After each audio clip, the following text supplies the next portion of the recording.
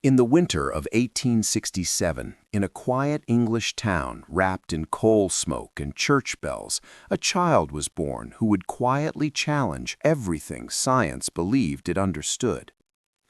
The town of Ashcombe was small, conservative, and deeply rooted in Victorian tradition. Doctors there relied more on habit than discovery, and most illnesses were still explained through imbalance of humors or moral weakness. It was in this setting that Timothy Caldwell entered the world, not with a cry of life, but with a silence that immediately unsettled everyone present. Margaret Caldwell labored for nearly 36 hours, a length of time already considered dangerous by the medical standards of the era. The midwife, Eleanor Finch, had delivered over 200 children in her lifetime, yet later confessed she had never experienced a birth quite like this one. When Timothy emerged, he did not cry. His skin was pale, almost translucent, and his breathing was so faint that it required a mirror placed near his lips to confirm he was alive. For a terrifying moment, it was assumed the child had been stillborn.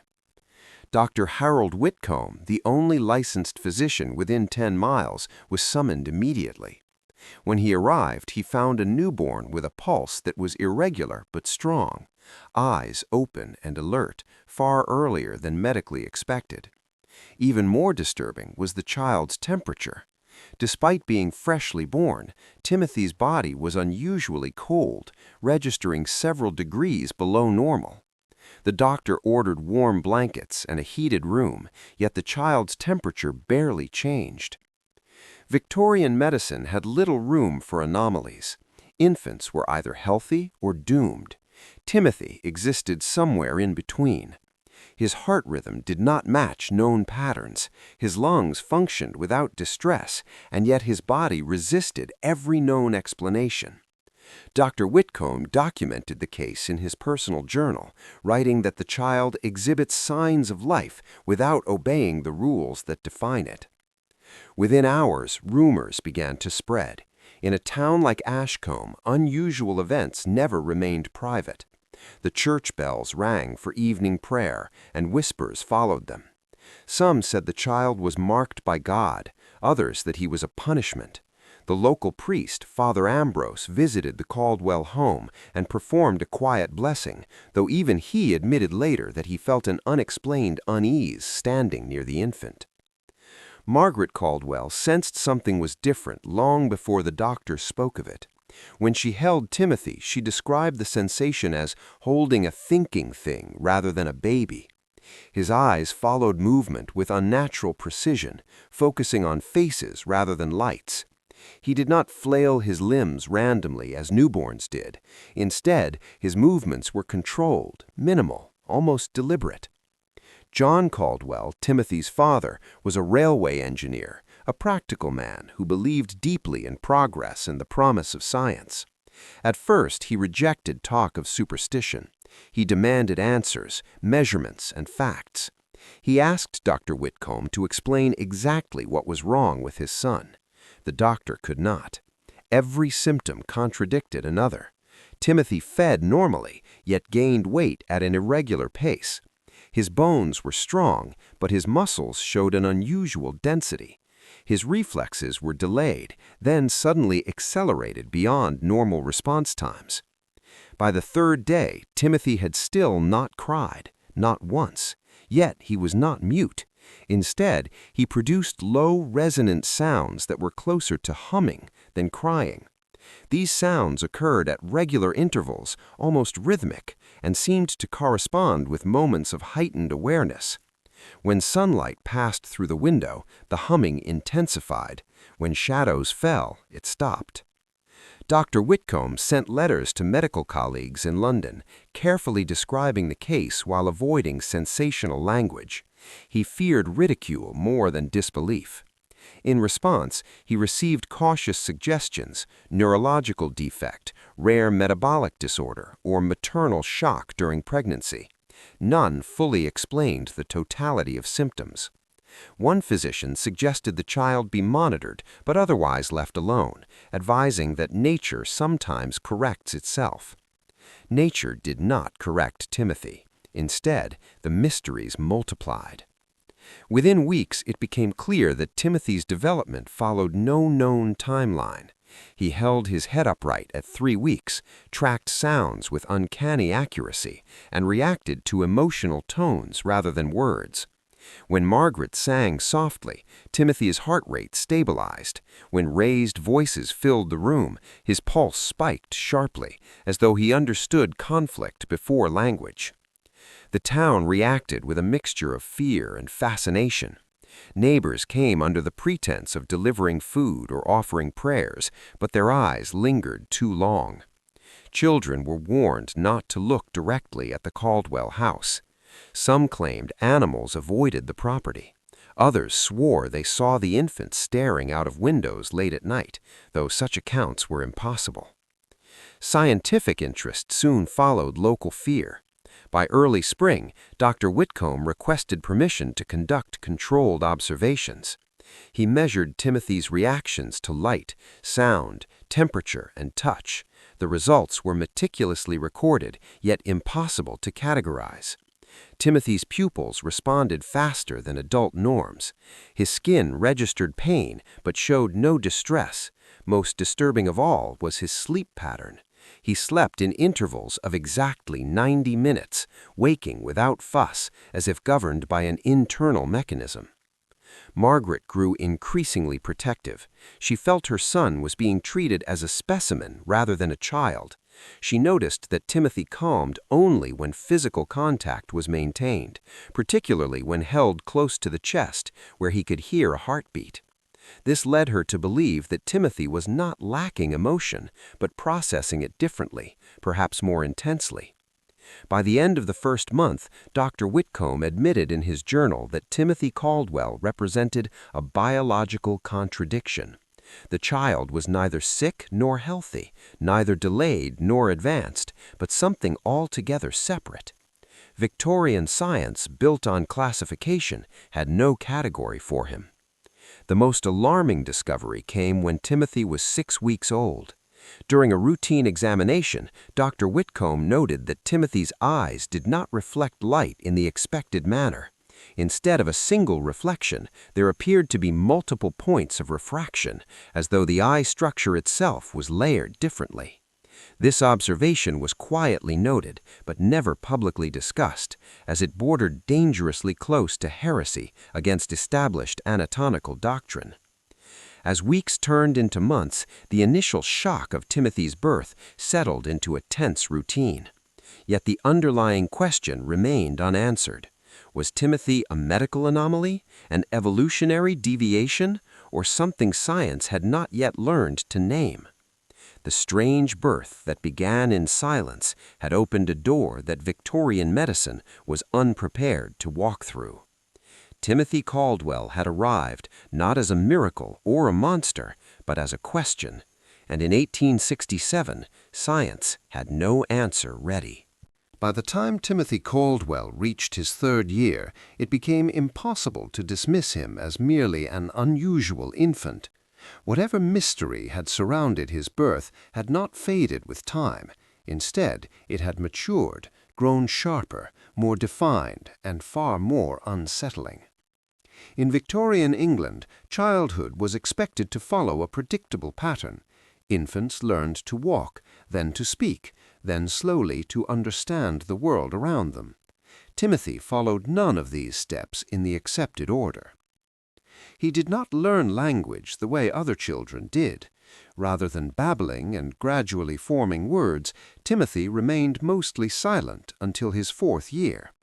When he finally spoke, it was not in fragments or half-formed sounds, but in complete, grammatically structured sentences. His first recorded words were not directed at his parents, but at Dr. Whitcomb during a routine visit.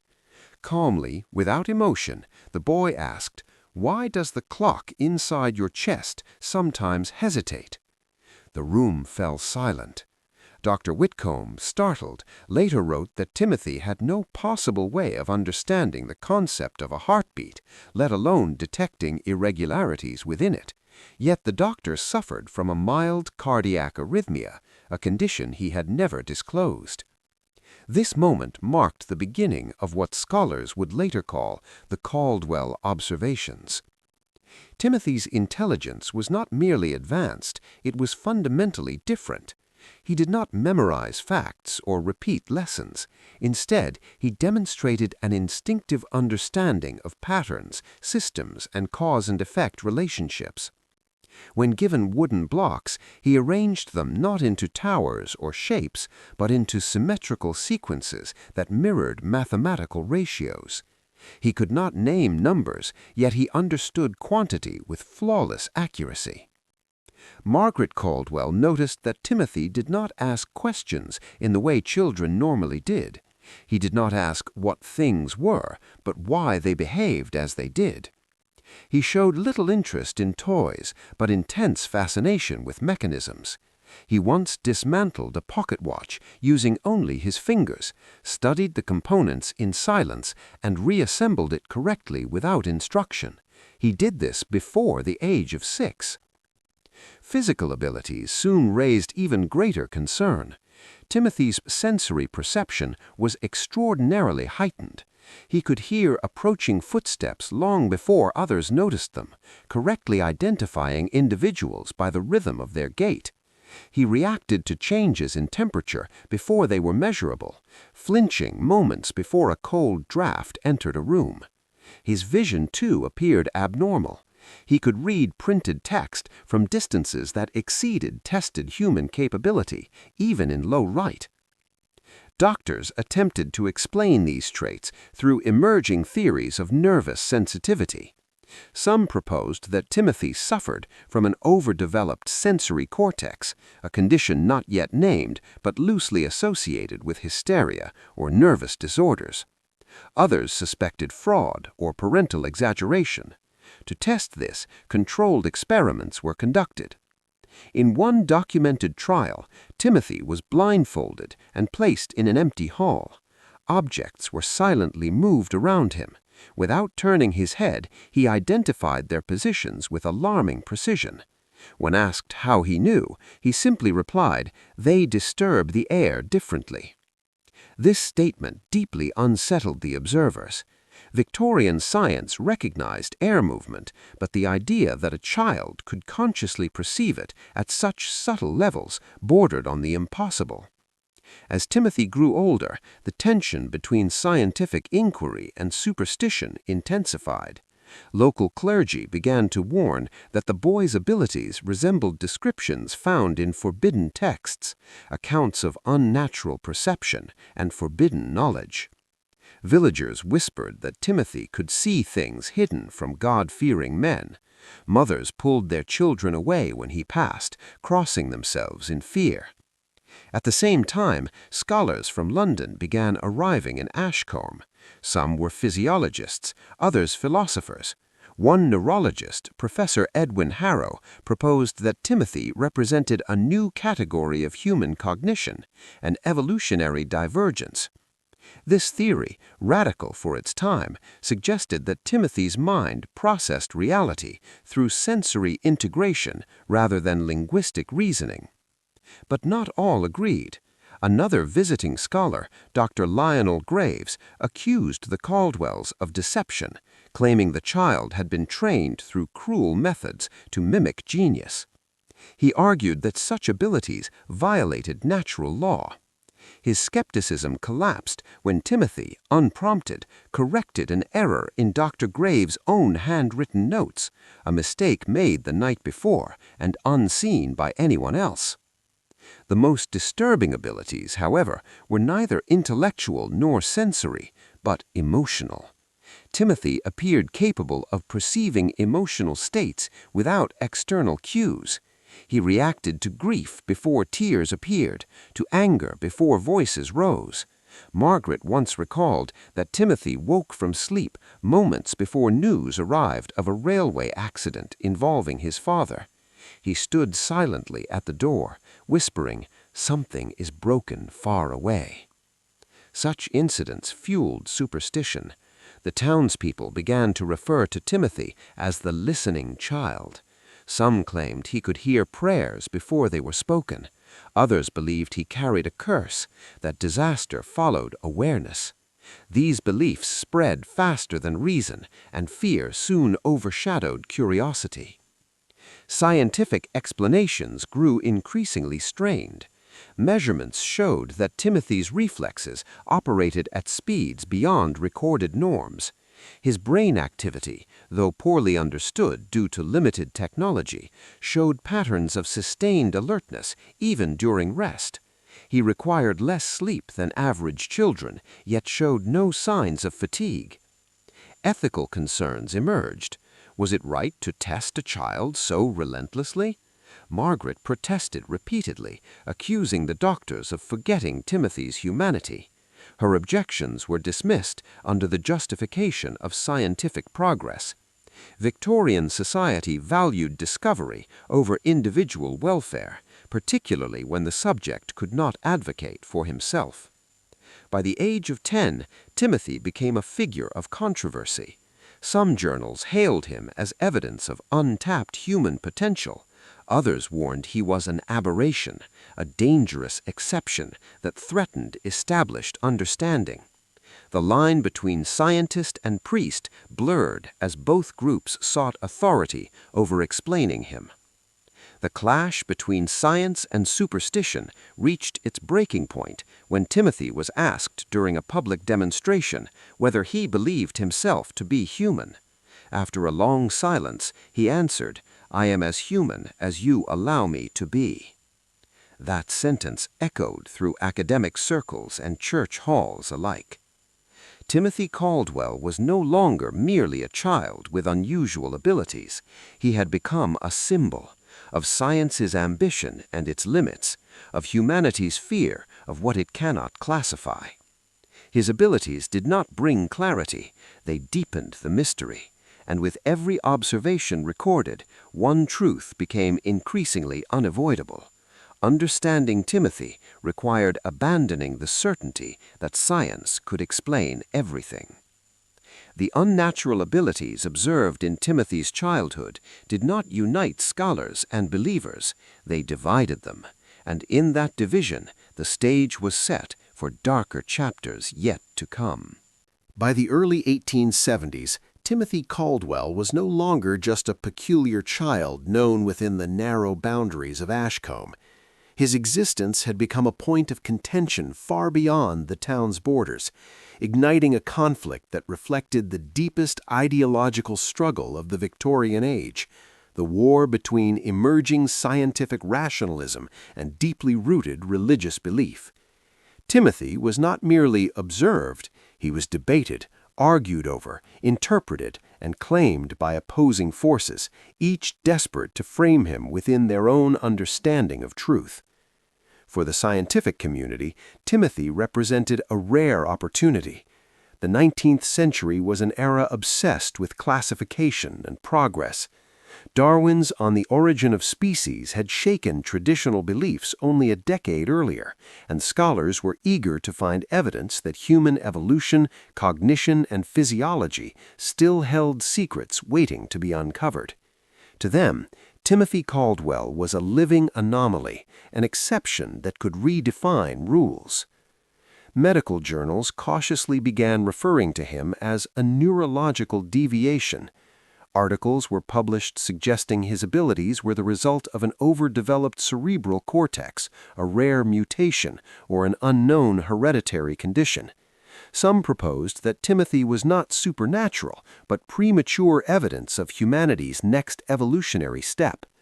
These theories were discussed passionately in universities, particularly in London, Edinburgh, and Cambridge, where young academics challenged older doctrines with almost reckless enthusiasm. Yet for every scientific explanation offered, religion presented a counter-interpretation. The Church of England could not ignore Timothy's growing reputation.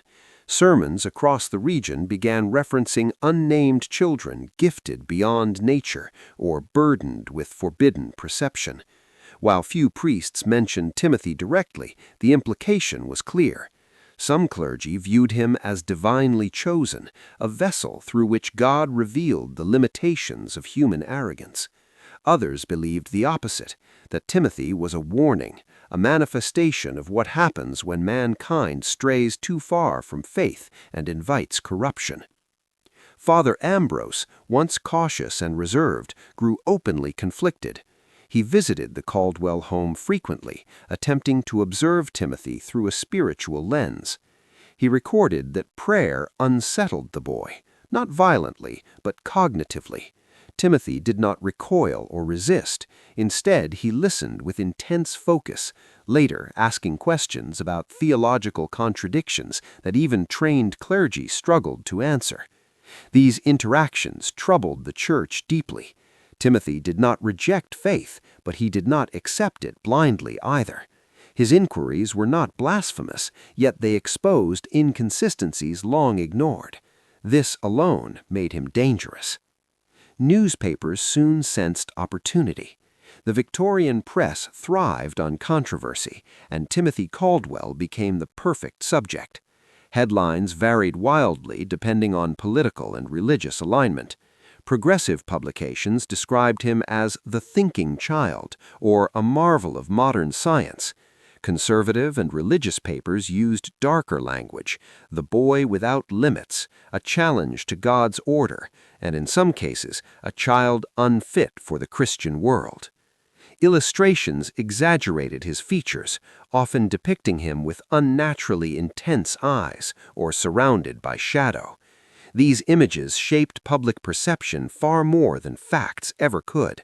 People who had never seen Timothy felt they knew him and feared him. Universities were divided.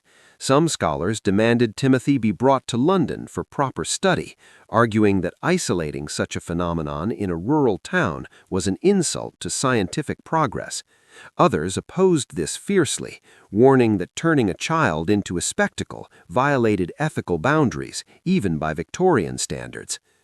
Religious institutions, meanwhile, debated whether Timothy should be baptized again, exorcised, or left alone. Pamphlets circulated suggesting that abnormal perception was historically associated with possession or divine punishment. References were drawn to medieval texts describing children who saw too much and met tragic ends. The Caldwells found themselves trapped between these forces.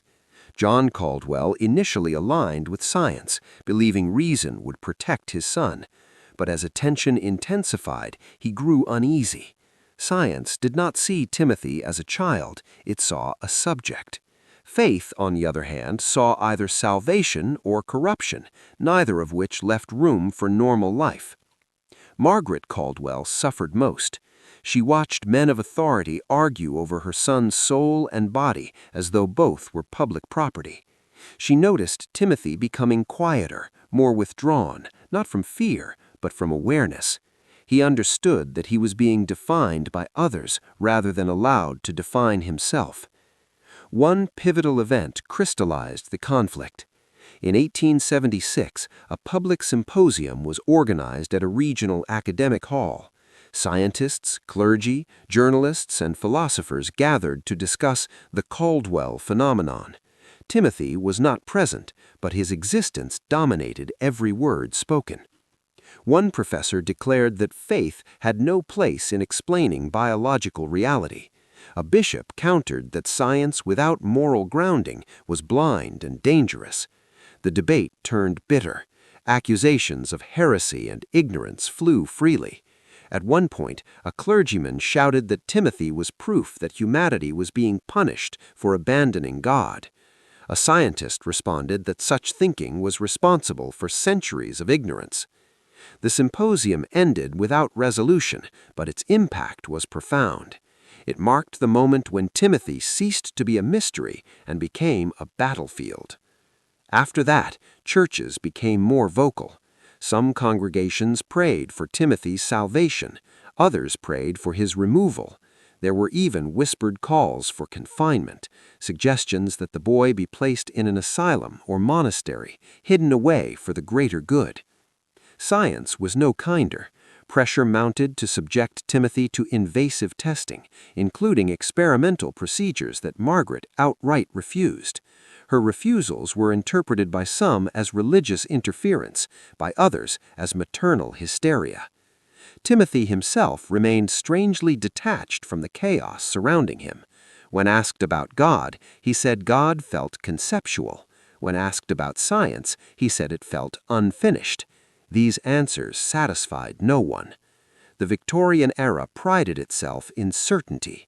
Certainty in progress, certainty in faith, certainty in hierarchy. Timothy Caldwell represented uncertainty incarnate. He did not fit neatly into doctrine or data. He exposed the fragile boundary where belief ends and knowledge fails. By the end of the decade, the conflict had changed Ashcombe forever. Friendships fractured, families argued. The town that once quietly rang church bells now echoed with ideological tension. Timothy had not chosen this role, yet he embodied the struggle of an age trying desperately to decide whether truth belonged to God or to man. And in that struggle, both sides began to lose something essential: compassion. By the late 1870s, the curiosity that once surrounded Timothy Caldwell had hardened into something far colder. What began as observation transformed into experimentation, and what was once fascination curdled into fear. Victorian science, increasingly confident yet profoundly limited, had reached a dangerous phase, one where explanation was pursued at the expense of empathy. Timothy was no longer viewed as a child with unusual abilities. He was a problem to be solved. The first laboratory Timothy ever entered was not the grand scientific institution promised in letters from London, but a converted wing of a regional medical college. Stone walls, narrow windows, the smell of disinfectant and iron. It was a place built to contain illness, not nurture life. Timothy was 13. The experiments were framed as harmless: reflex testing, sensory isolation, cognitive stress assessments. Doctors spoke gently, but their hands were precise, impersonal. Timothy was asked to sit for hours in silence, lights adjusted incrementally brighter or dimmer, sounds introduced at frequencies no human ear was thought capable of detecting. He responded to all of them. They called this progress, but for Timothy, it was confinement. His days became rigidly scheduled: wake, observe, test, record. He was no longer allowed unsupervised contact, not even with his mother. Margaret protested until her voice failed, until letters went unanswered, until she was told, politely but firmly, that her presence interfered with results. Isolation began to change Timothy. Previously calm and observant, he grew withdrawn. His speech slowed, not because his intellect diminished, but because he no longer trusted language. He learned that every word could be written down, dissected, misinterpreted. Silence became his defense. The laboratories grew more invasive as explanations failed. Scientists attempted to map his nervous responses using crude electrical stimulation. They measured pain thresholds, pushing carefully at first, then with increasing boldness when Timothy showed no outward distress. They interpreted his lack of reaction as insensitivity, never considering that he simply processed pain differently. One report noted, "Subject displays awareness without resistance." No one asked whether resistance was possible. Sleep deprivation trials followed. Timothy was kept awake under observation, his cognitive function monitored hour by hour. Instead of deteriorating, his perception sharpened. He began predicting test outcomes before they occurred. This unsettled the researchers deeply. It suggested not adaptation, but anticipation. Failed explanations piled up. Neurological anomaly, genetic mutation, developmental disorder, evolutionary outlier. None fit completely. Each theory collapsed under its own contradictions. Timothy did not degrade under stress, he adapted, and adaptation to Victorian science felt like defiance. Fear replaced curiosity. Doctors began to lock doors. Outside the laboratory walls, society's reaction darkened just as quickly. Newspapers that once celebrated Timothy as a marvel now described him as unstable. Headlines shifted from wonder to warning. Words like containment, risk, and threat appeared with increasing frequency. Ashcombe turned against him. When Timothy returned home briefly between observation periods, he found the town unrecognizable.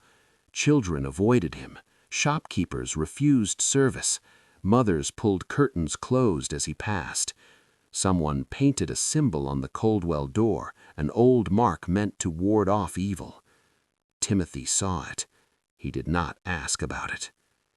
Margaret noticed changes she could not explain away. Timothy flinched at sudden touch. He avoided mirrors.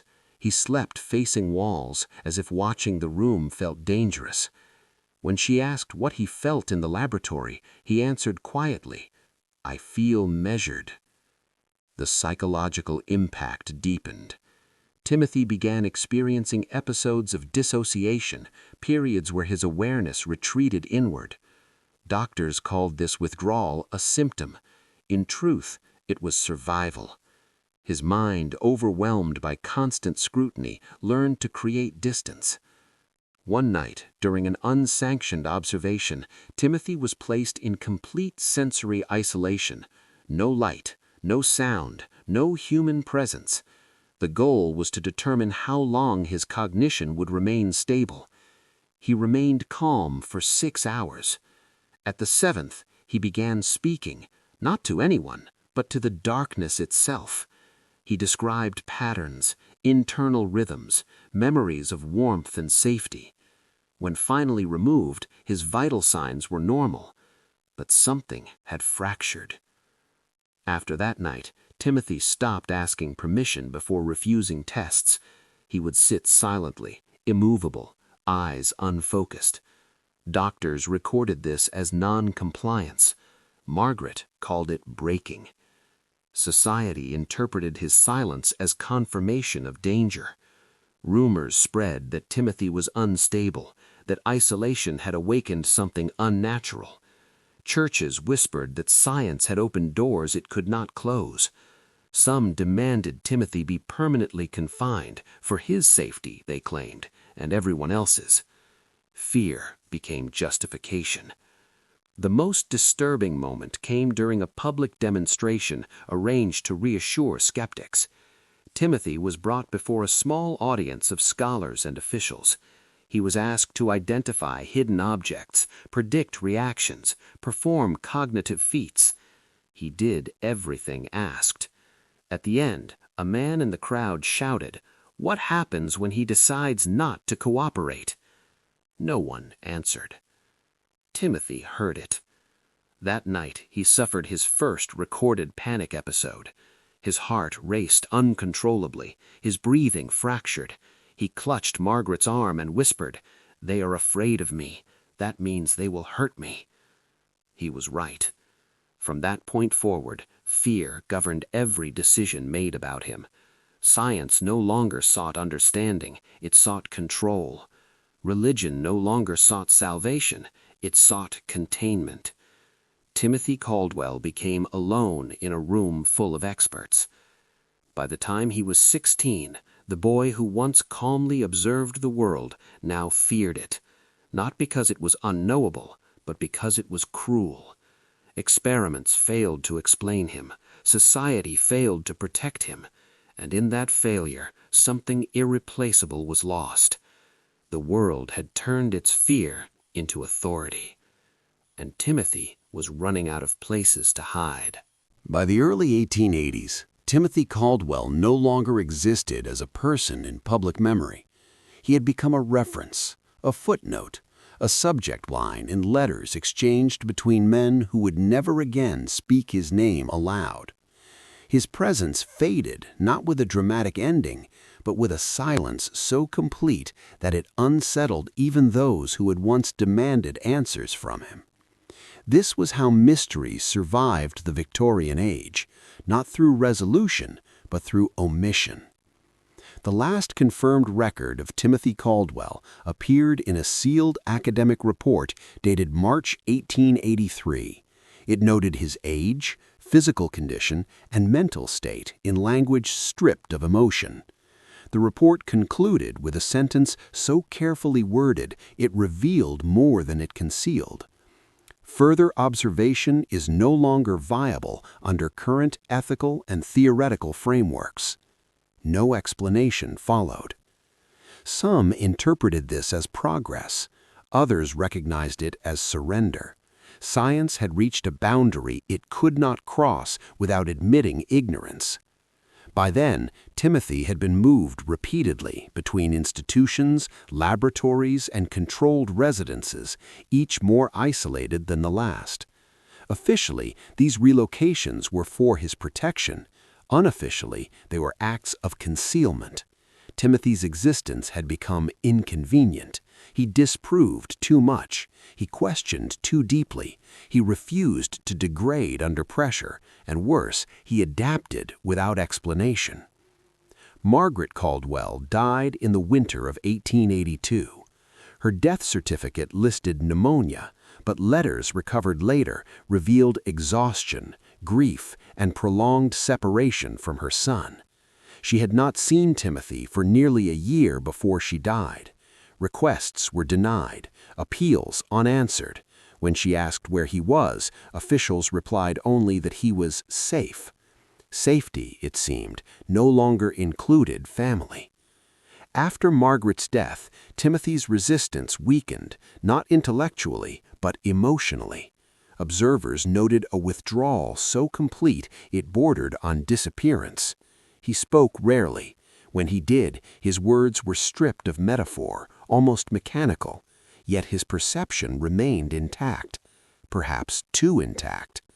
In one final interview, conducted by a young academic whose notes survived censorship, Timothy was asked whether he feared death. Timothy replied, "No, I fear continuation without meaning." The interviewer wrote that he did not understand the answer until many years later. Around this time, experimental records abruptly stopped. No incident was cited, no failure acknowledged, just silence. Timothy was no longer mentioned in journals. His name vanished from conference discussions.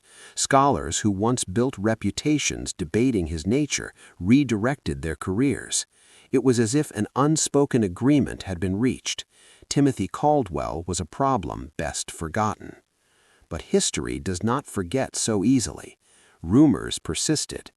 Some claimed Timothy was transferred to a private facility overseas, hidden from public scrutiny. Others believed he escaped, using abilities never fully documented to disappear into anonymity. A darker theory suggested he was institutionalized permanently, sealed away where his existence could no longer challenge doctrine or data. None were proven. Church records tell a different story.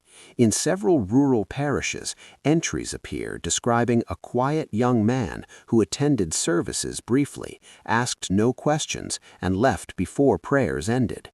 Clergy noted an unsettling calm about him, an attentiveness that felt less like devotion and more like observation. These entries stop as suddenly as they begin. Universities, too, bore traces of his impact. Academic papers began including cautious disclaimers. Phrases like "within current understanding" and "subject to limitation" appeared more frequently. It was subtle but undeniable. Timothy had forced science to acknowledge uncertainty, not publicly, but internally. The mystery did not end with his disappearance. It expanded. Years later, fragments of suppressed correspondence surfaced. Letters between doctors revealed frustration bordering on fear. One wrote, "He does not resist us. That is what frightens me." Another admitted, "We are no longer observing him. He is observing us." No formal explanation was ever offered for Timothy's abilities. No unified theory emerged. Every attempt collapsed under contradictions. He was not insane, not divine, not fraudulent, not defective. He was simply unexplained, and that was unacceptable. By the turn of the century, Timothy Caldwell had become mythologized. His name appeared in obscure texts, often altered, sometimes fictionalized. He became a symbol rather than a person. Users used him to warn against unchecked progress. Clergy used him to caution against pride. Scientists avoided him entirely. The truth lay somewhere in between and nowhere at all. Perhaps the most unsettling aspect of Timothy's story is not what happened to him, but what did not. There was no revelation, no breakthrough, no final understanding. Science, so confident in its trajectory, encountered a phenomenon it could not absorb, and instead of expanding, it turned away. Timothy's fate remains unclear, not because it was hidden successfully, but because it was never resolved. His life did not fit the narrative of progress. It offered no conclusion, only questions. And questions, when left unanswered, become dangerous. What if Timothy was not an anomaly, but a preview? What if science failed, not because it lacked tools, but because it lacked humility? History prefers clean endings. Timothy Caldwell denied it one. Somewhere, whether in obscurity, confinement, or anonymity, a boy once existed who challenged the foundations of understanding simply by being what he was. He did not claim divinity. He did not reject humanity. He existed between definitions. And in doing so, he exposed a truth Victorian society was not ready to face: that science, for all its brilliance, does not yet know everything. Perhaps it never will.